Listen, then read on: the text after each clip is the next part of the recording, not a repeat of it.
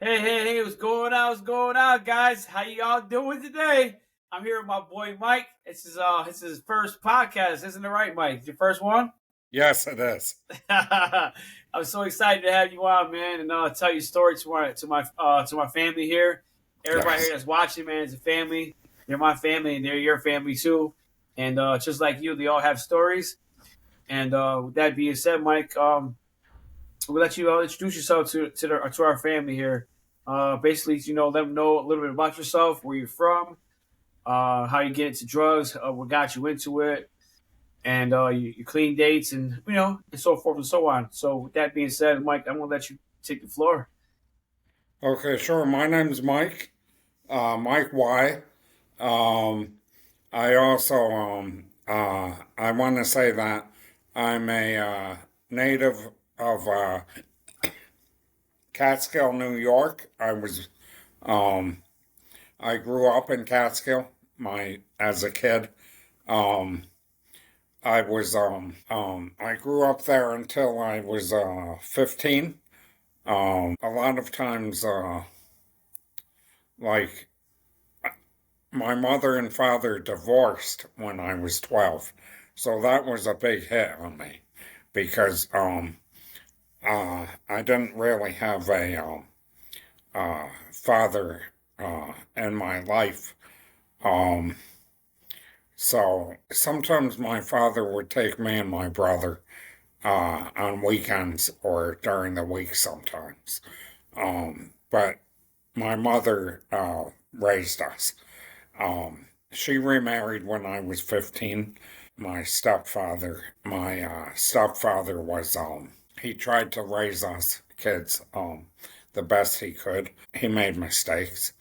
Uh, he was abusive towards me. A lot of times, I believe I had addictive behaviors in, in my years of growing up.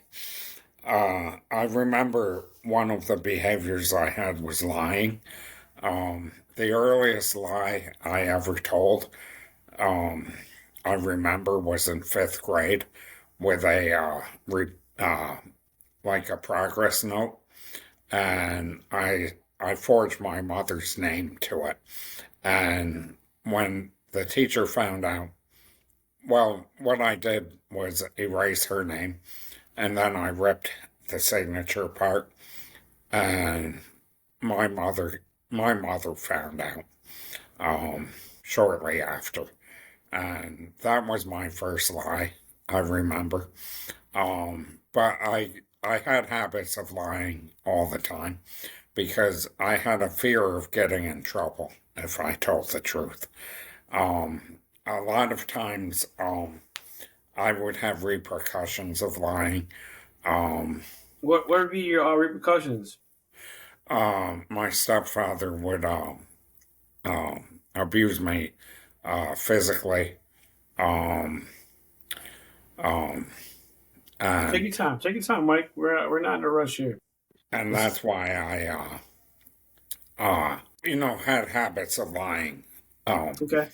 and one of the things that happened was I was put into therapy because of my lying, and that was almost like a cycle. I would lie, I would be put into therapy, and I would um, start being honest, and then they would stop the therapy, and then it would always be a cycle all the time, and it's almost like when I started using drugs, um, What I age? would What age was you when you started using drugs, Mike? when I started using drugs, I was 18. I was in college. Um, One of the things I remember was that I started drinking, um, and I thought it was fun. I did it under peer pressure, um, and I thought it was the best time I ever had. I remember the first time I took that drink, I was laughing with a bunch of guys in a motel room.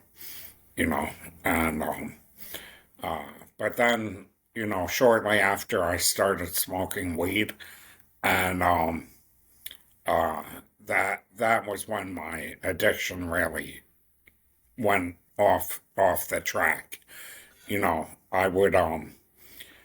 I wouldn't go to classes. Um, I would just party all the time. I would sleep in the dorm. I wouldn't go to classes. And eventually I flunked out. I flunked out after my first semester. Um, uh, I was about, I went back home. Um, my stepfather said I wouldn't amount to anything. I started working at the time. I started working in a grocery store. Um, I had to pay some type of money to my mother and stepfather for living at home. I tried to go back to college. This was in 1990. Um, College didn't work out. I went into I got my first apartment in Troy, New York. Um, and when I got my apartment, I was around 21 years old. It was legal age of drinking. And I went to the bar and I told the bartender it's my birthday. I'm 21. And he said, you know, have a drink on me. And, you know, Yeah, I bet. um, I bet like a lot of us. I remember growing up, and I couldn't. I was already drinking before 21, and I just couldn't wait to go to a bar to show my ID at 21. You know, yeah, it was like it was a thing to do, and I don't know. I think everybody does that still. Like I think a lot of people still drink before 21, but they can't wait to go give somebody their ID and get a beer legally, right? yeah, I know. Yeah. I had a fake ID before. You had a fake one? Oh, so the line continues even way Yeah, outside the parents' house, huh? yeah, that's Yes. right. Okay. Okay. Yeah. All right. So, I think one of the things I started working as a security guard, and I had habits of I worked the midnight shift. I would drink before my job. Um, Well, I met these group of guys who introduced me to crack, and then again, I crossed that line. I started calling into work. I didn't go into work because I was smoking crack. Um, you know, and from 1992, well, 1992 was my first try at recovery. It's been over 30 years of being in and out of recovery now. My mother intervened uh, one morning. She came to my apartment and she took me to an addictions counselor. And I went into detox and then rehab. And I got introduced to the 12 step program, you know. Um, and throughout the years, uh, um, I was uh, in and out of, uh, I wait, committed my inpatient? first, You was in and I out of committed, inpatients.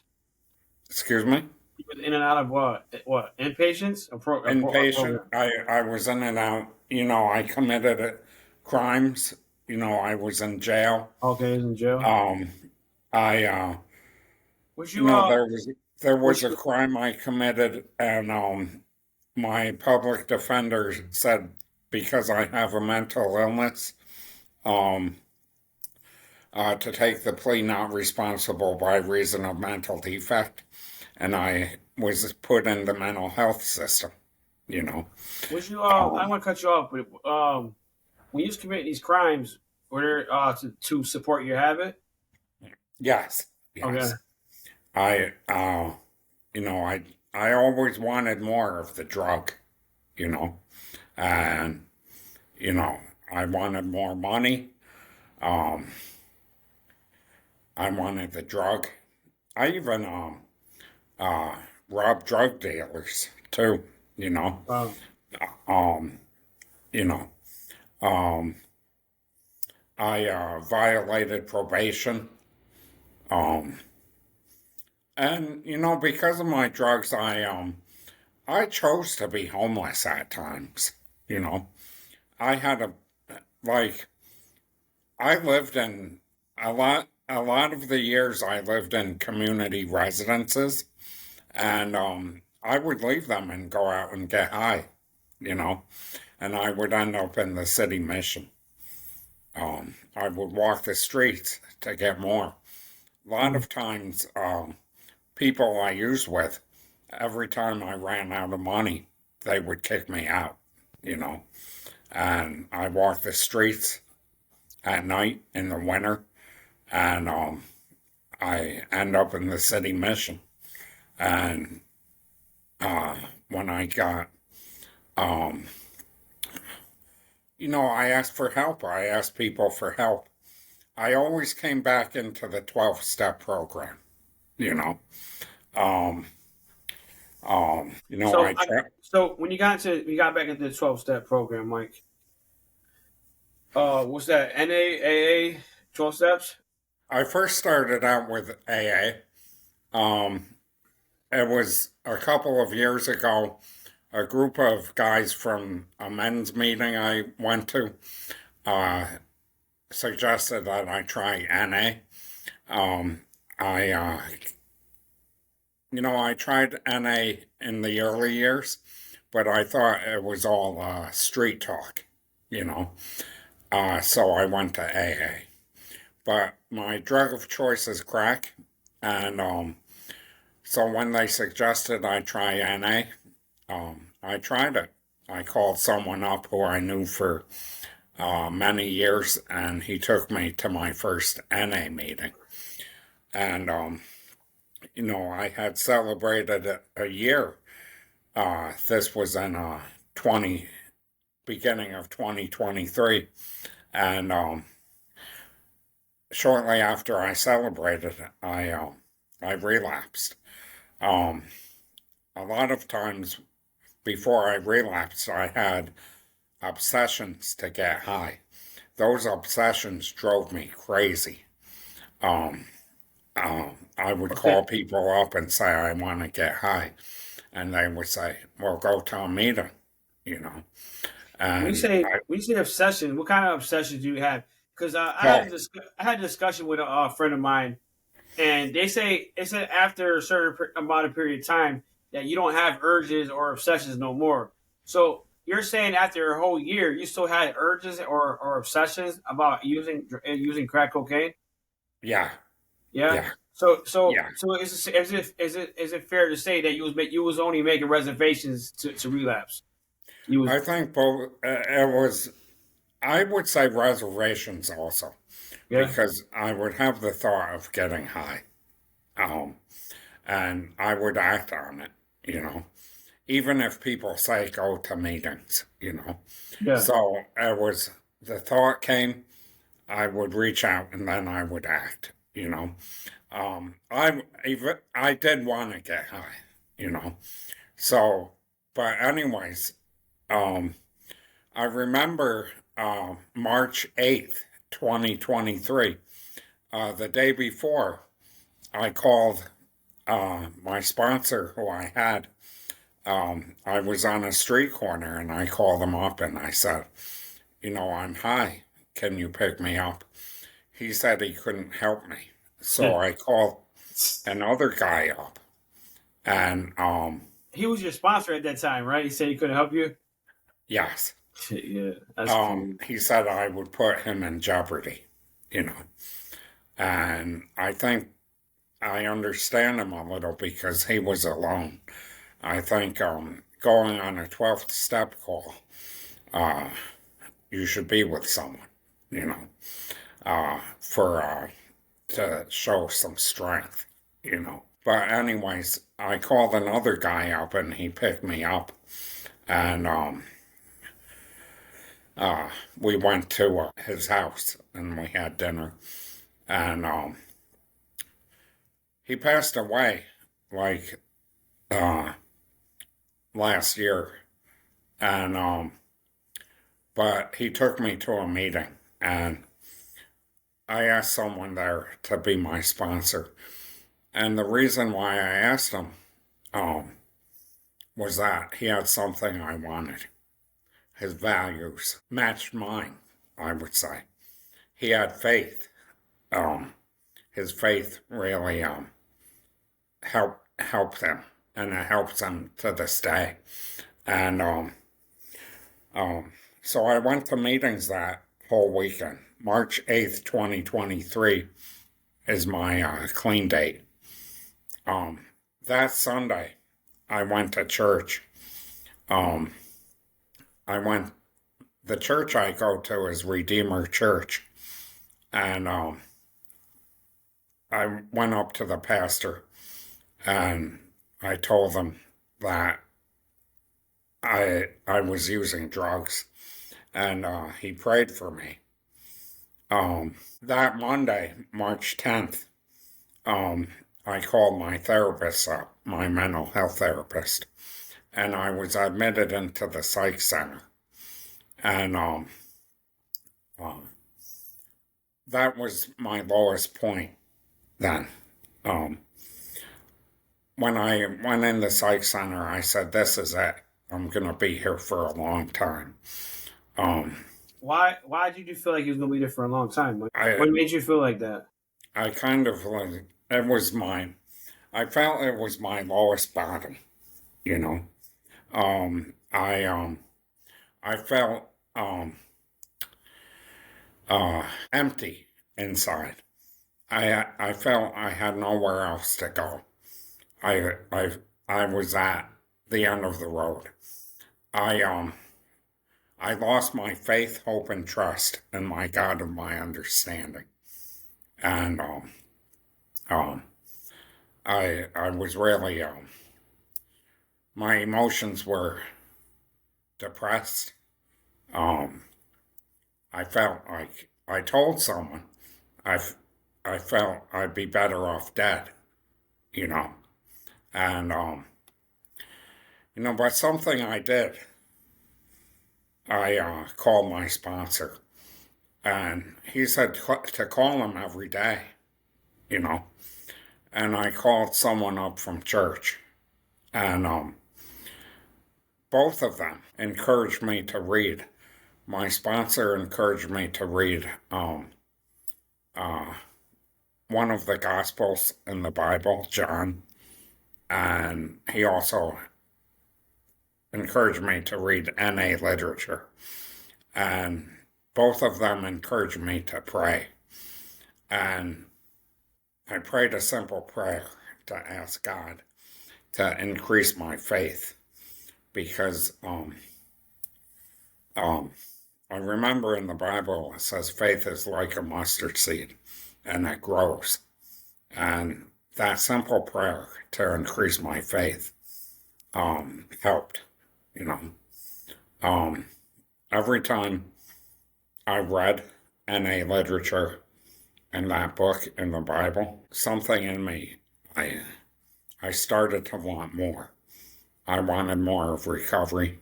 I wanted more of faith in my God of my understanding. And um, I believe, like, to this day, um, that's what keeps me going. Um, you know, I got out of the psych center in May of 2023, and they say to go to a meeting when you get out of treatment, and I went to a meeting that day, and almost every day now I go to a meeting. You know, I do something in recovery. Um, the Sunday after I got out of the psych center, it was I went to church. I went back to church, and um I believe I had a spiritual awakening. Um, how I could describe it, I felt the spirit, God's spirit, in my presence, and When you say I when you feel say that way. when you said when you felt the spirit, what was going through your body? What made you feel like you was feeling? You have like a like chills in your body, a bigger uplifting of a brighter spirit. What was going through your mind or your body that you say you felt that? I would say I felt like my thoughts of using were leaving me. Okay, My thoughts were leaving my mind, and I felt God speaking to me that He loves me, uh, no matter what, and He'll be with me till the end, you know. And I really believe that, you know. And like every day, I feel like telling my story, and you gave me the chance to tell my story, you know, and I appreciate that. You know, no, that's what we're here um, for. a lot of times I feel, you know, I even feel like speaking at the city mission, you know, at times, you know, or, Yeah, you know, um, something I want to say is that, you know, you told me that your podcast can help save someone, you know, yes, sir. and I want to be a part of that. I want to help save someone, you know, and you know, wherever I can go, you know, my Amen. sponsor does evangelization on the street corners, and sometimes I go with him, you know, and I reach out to people. Nice, man. I have a friend who takes me to the Schenectady City Mission every Tuesday, and I have dinner there, and I fellowship with the people there. You know, it's something I like. You know, So, as of today, how many days are you clean and sober today? uh, 20 months, 4 days. Let's give it up for Mike. Let's give it up for Mike. Let's give it up. Let's give it up for Mike. With that being said, Mike, if there was anything you could say to somebody right now that's maybe has one day, has no days, and or even thinking about even becoming, going to a rehab or just trying to get their life back together, what kind of encouragement words would you say to somebody that's listening right now that's just trying to get their life back together? You know, I know someone who always says, "If I can do it, you can do it too." Um, but I would say, don't give up. Keep trying. You know. Um, you know, one of the things I did was get involved um in the recovery community. And if you have a faith um for yourself to get involved into a faith community. But I would say get involved. You know, one of the things I have to say is that God gave me the gift of recovery, and it's my responsibility to work on my recovery every day. You know, you know. How And do you feel? How do you feel about accountability, Mike? Taking accountability. Do you think taking accountability helped you in your recovery? yes, I would say so because one of the things when my friend says he's gonna pick me up um to go to the city mission, or if my sponsor says we're gonna meet on a day to work the steps, um I I make a point to keep that commitment and be accountable to them. If I mess up, you know, um, you know, um, it's almost like lying, you know, um, to myself and other people. and I don't want to be dishonest today. You know. Awesome, man. Well, dang, Mike, that was great, man. This podcast is it's way better than what I expected. Like I knew it was gonna be great, but that was even better than what I thought it was gonna be. Mike, man, you taking this step. This is your first podcast, correct?